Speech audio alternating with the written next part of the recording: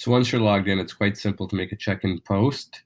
This is the tab that you would use. You would click check-in post. You would come down, select the stack that you would like to post in. You can see the supplements that I've taken before.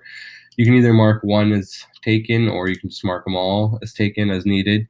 You can also add a compound that you may take just one time, or just add a brand new one to your stack. You can add new foods or drinks to your stack post as well, and add to list. It gets shown at the bottom. You can edit all the macros. You can go into exercise. You can see that this was the last one I had put into my stack, but you can add any new one. Let's just say you did some aerobics for 2 minutes. Change that. You're all set. That's been added. You can delete it again. You can add other values as well. Let's just say my energy levels were down a bit. My mood was great. Okay.